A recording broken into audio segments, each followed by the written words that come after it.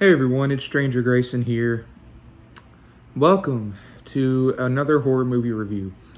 As decided by the poll from a couple days ago, uh, y'all have decided that I should cover the Saw franchise. First off, I want to appreciate everybody that took the time to put their votes in. Really appreciate it. Really looking forward to covering these movies. From what I understand, the first two will be a bit boring, but after that it gets better and better. And as you can see, I got some more decorative stuff back here. Child's Play 2, awesome film. Definitely check it out. New poster. Really like it. Anyway, let's get on with this review. So today I will be taking a look at the first of the Saw films, and that is the original Saw, which was released in 2004. Now this is actually in a 10 film pack with all the Saw movies. As you can see, it is very big. It comes with both the DVD versions and the Blu-ray. I'll be looking at the Blu-ray since they're better quality. Here's a 10 film collection, and comes with all the Saws. Really looking forward to these last two. I have not seen those yet.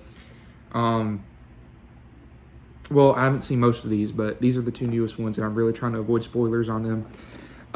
Anyway, Saw, what is it about?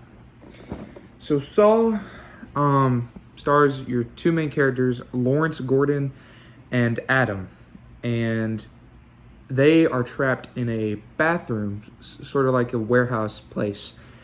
Adam wakes up in a bathtub, gets introduced to Dr. Gordon shortly after, and they are currently stuck in there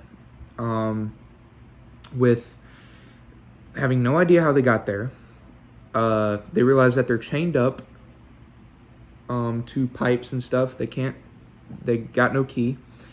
And they find a dead body in the middle of the room with a tape recorder and a revolver.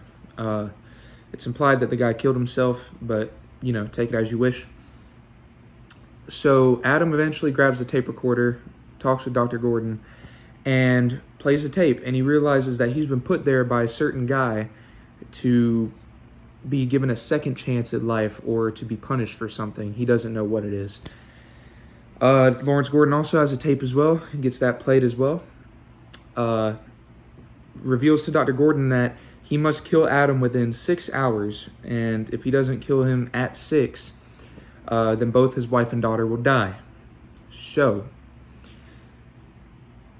yeah, things got really intense at the start there.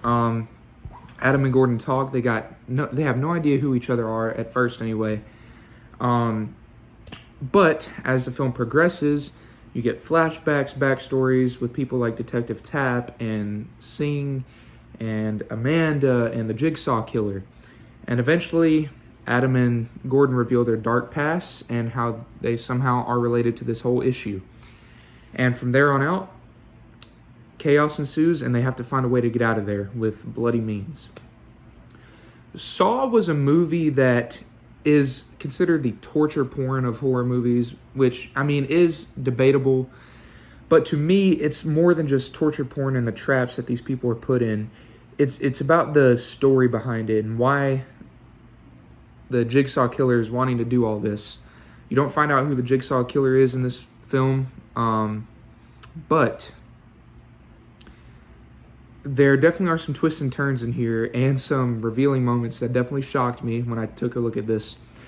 The claustrophobic setting with Adam and Dr. Gordon just trapped in a tiny bathroom area, it'd be one of my worst nightmares, to be honest with you. Being chained up to a pipe, not knowing a way out, no key. And it's heavily implied that you need to cut your leg off with a hacksaw. They discover hacksaws, and it's implied that they need to cut their leg off. It may or may not happen in the film. You never know. Not trying to spoil anything. However, there definitely were some dark moments in here. You get flashbacks of how Dr. Gordon may have some secrets that he doesn't want uncovered, and then Adam is hired by an organization. Adam's a photographer, so he tries to spy on people. Definitely nothing weird going on there between them two. Some of the Jigsaw villain himself is definitely an interesting character. You don't get to see much of him besides the Billy puppet, and when he is there, he is kind of dark and ominous. You see him setting up these traps. Don't really devolve in him too much. I'm assuming we'll devolve more into the Jigsaw Killer once we get further on in the franchise. This was just kind of a starting point. This movie can be boring, if I got to be honest with you. It did start getting boring with all the flashbacks and everything being told, and them just being stuck in a bathroom for 6 hours.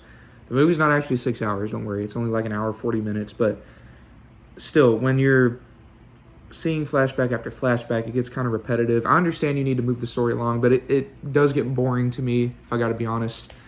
The actors themselves, like Lee Winnell and Carrie Ells, I think, is that their name? I believe it is. It doesn't say on the back, but I believe that's his name, Carrie Ells and Lee Winnell, the guys that played Dr. Gordon and Adam. I thought they were great actors. Lee Winnell is an Australian filmmaker. You've probably seen him in a lot of movies. One's English, one's Australian, so yeah. Their faces are familiar.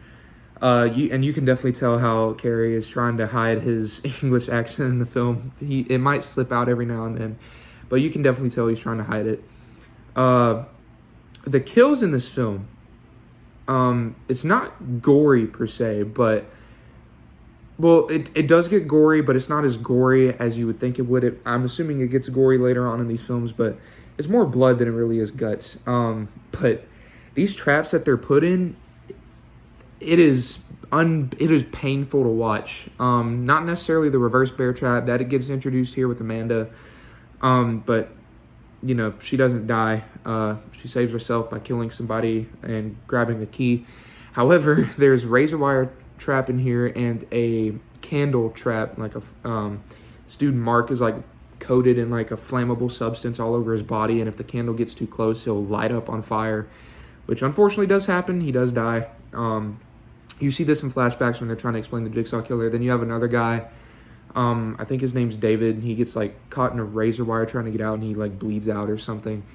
Both are very painful, especially when Mark's stepping on all this broken glass with the candle thing, trying to find a combination. And it's kind of painful to watch, if I got to be honest. And it's just, this is what they mean by torture porn, but it's not really. That's not the main focus of the film. Sure, they put a lot of work into it, but it's more about the development of the characters, in my opinion. You know, the side characters like Detective Tapp and Sing. Tapp's more interesting than Sing. You'll understand why if you watch the film, but Tapp is played by Danny Glover, who is another recognizable face in the horror community and the action community. I think he was in Predator 2, and then I'm pretty sure he was in Jumanji: The Next Level. Correct me if I'm wrong, but I'm pretty sure he was in Jumanji: The Next Level with Danny DeVito. Anyway, getting off topic. Danny Glover does a good job as Detective Tapp. Then, you know, Lawrence Gordon's wife and daughter, they're there to move the plot. They're kind of forgettable, but, you know, you do feel bad at some parts in the movie what happens to them. They don't die, don't worry, but it is kind of sad seeing what they're going through with their, you know, husband and dad being trapped in there. And the twist ending to this film is probably one of the most recognizable and memorable twist endings in any horror film that you'll ever watch. It was to me. I've seen this film before, but it's been so long that I totally forgot. So the twist ending in here is definitely iconic. You'll recognize it as soon as you watch it, and I'm sure you've probably already heard of the twist ending. But I'm trying to keep this spoiler free. I know some people in here have never seen these films, except for a couple, so I'm trying to keep it as spoiler free as I can. So yeah, twist ending, very iconic. You'll recognize it. Overall, this film was just it gets boring at some parts, but when you have the climactic parts in the film, it does get very climactic, and the twist ending is always recognizable. So overall, this film can be boring, but it's not terrible. I still think it's a pretty solid film for what it started off, and of course the franchise gets better later on. But overall, this was a pretty tame film. That's been my review on Saw from 2004. If I had to give it on a scale of 1 to 10, I'd probably give it about a 7.5. It's not terrible by any means, but it's not the best one out there. I'm sure the sequels are better. Definitely would watch some other horror films that I reviewed over this original, but you never know. The sequels could get better than this. I'm definitely looking forward to reviewing Saw 2. So, what is everyone's thoughts on the original Saw film? Let me know down in the comment section down below. Would really love to hear your thoughts on this. Thank you all so much for watching, and I will see you in the next horror movie review. God bless, and have a great day. Bye, everyone.